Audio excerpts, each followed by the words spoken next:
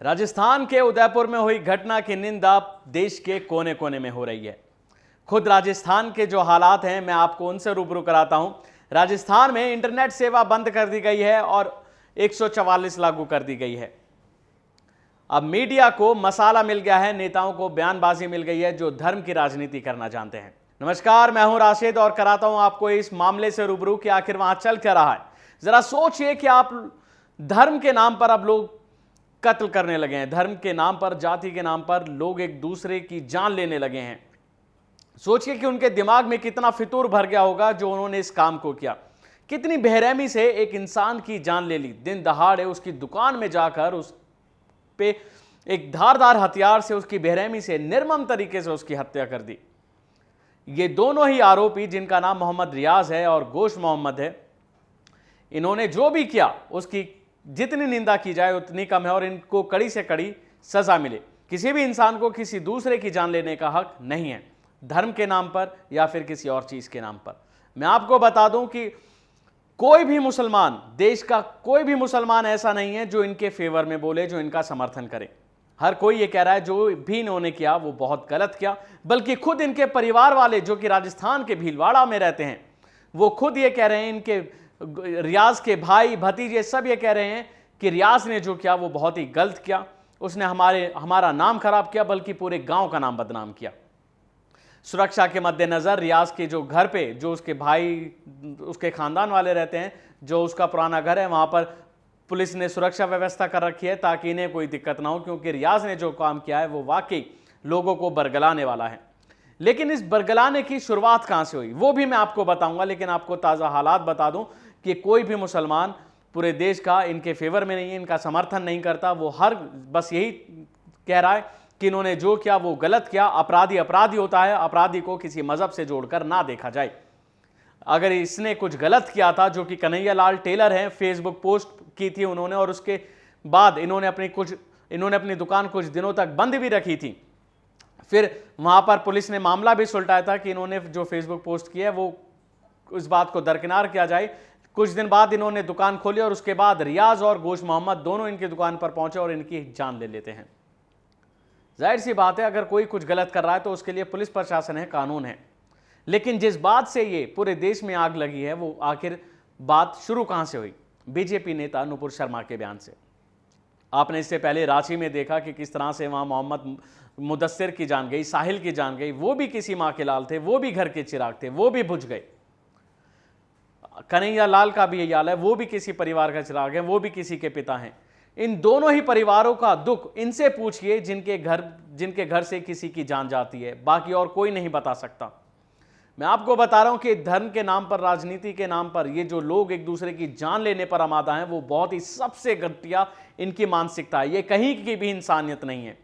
सबसे पहले अगर आप इंसान हैं तो आप इंसानियत धर्म का पालन कीजिए, किसी और धर्म का नहीं। अगर आप में जरा सी भी इंसानियत नहीं है तो आप किसी भी धर्म का पालन नहीं कर सकते। अगर आप किसी के दुख नहीं समझ सकते, किसी का दुख नहीं समझ सकते। मैं आपको बताऊं, ये आग दरअसल लगी बीजेपी नेता नुपुर शर्मा के बयान से, जो देश के कोने कोने में प्रदर्शन हुए। अगर वक्त रहते उन पर कार्रवाई हो जाती, उनकी गिरफ्तारी हो जाती तो शायद इसकी नौबत नहीं आती।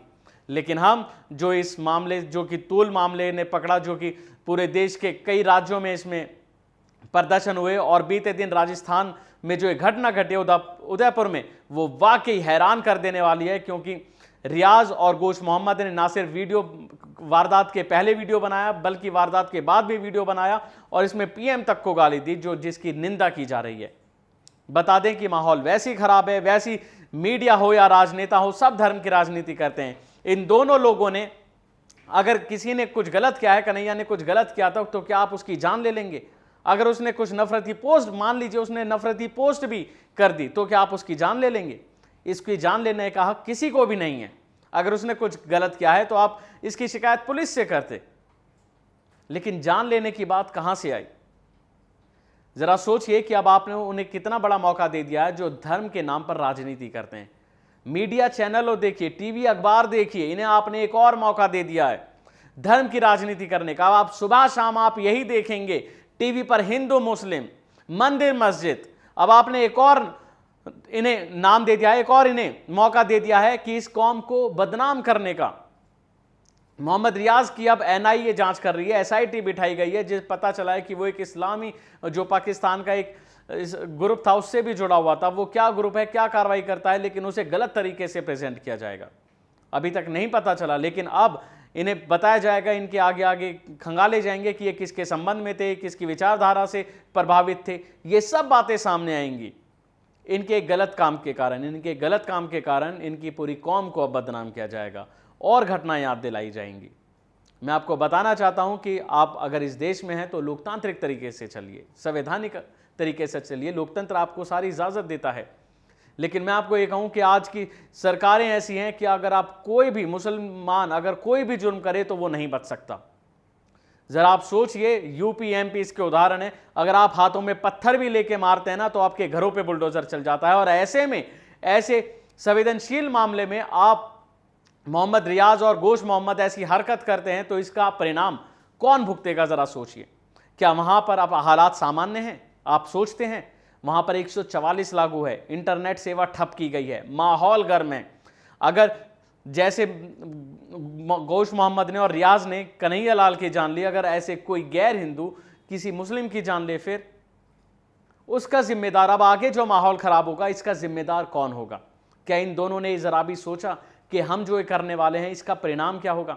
अगर आपको अपने धर्म की इतनी रक्षा थी, अगर आपको अपने धर्म की इतनी चिंता थी, आप इतना धर्म का पालन करने वाले हैं, तो आप शिकायत करते, आप आवाज उठाते, आप उसके खिलाफ प्रदर्शन करते, धरना प्रदर्शन करते।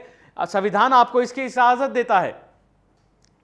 आप बार बार अपनी आवाज को उठाते, दबने नहीं देते। लेकिन यह कोई तरीका नहीं है जो आपने अपनाया, सबसे सरासर गलत है। और इसके बाद अब आप अपने फ्यूचर का सोचिए, आप अपने परिवार का सोचिए। मोहम्मद रियाज और गोश मोहम्मद के परिवार का क्या होगा, उनके बच्चों का क्या होगा? जरा सोचा है आपने कि आप कितनी बदनामी होगी, पूरी कौम की कितनी बदनामी होगी, सजा मिलेगी, अब धर्म की राजनीति होगी, माहौल गर्म होगा, आपकी नस्लों का क्या होगा? आपने तो फख्र से वीडियो बना दिया कि हम हैं, कोई हमारे नबी पर उंगली उठाएगा तो उसके लिए हम हैं। लेकिन जरा सोचिए, अगर कोई नबी पे उंगली उठा रहा है तो आप उसकी सजा दिलाने का कानून आपको अधिकार देता है कि आप कानून के पास जाएं, कोर्ट का दरवाजा खटखटाएं, पुलिस से शिकायत करें। पुलिस नहीं सुनती, आप ऊंचे स्तर पर जाएं, धरना प्रदर्शन करें, उसकी इजाजत है आपको, आप आवाज उठाइए तो सही। लेकिन यह तरीका, हिंसा का तरीका, कोई भी इसका समर्थन नहीं करता। यह वीडियो केवल इसके लिए बनाया है ताकि लोगों को ज्यादा से ज्यादा जागरूकता हो, वो बताएं कि आखिर जो इन्होंने किया है, रियाज गोश मोहम्मद ने किया है, कोई भी मुसलमान इसका समर्थन नहीं करता। और तमाम जो लोग हैं, जो इंसानियत को सबसे सर्वोपरि मानते हैं, वो हर कोई इसकी निंदा कर रहा है। इस वीडियो को ज्यादा से ज्यादा शेयर करें और बताएं कि आखिर आप लोकतंत्र देश में रहते हैं, लोकतांत्रिक तरीके से रहिए और लोकतांत्रिक तरीके से लड़िए। संविधान आपको इसकी इजाजत देता है। ये वीडियो आपको कैसा लगा, आप हमें कमेंट बॉक्स में जरूर बताएं। शुक्रिया।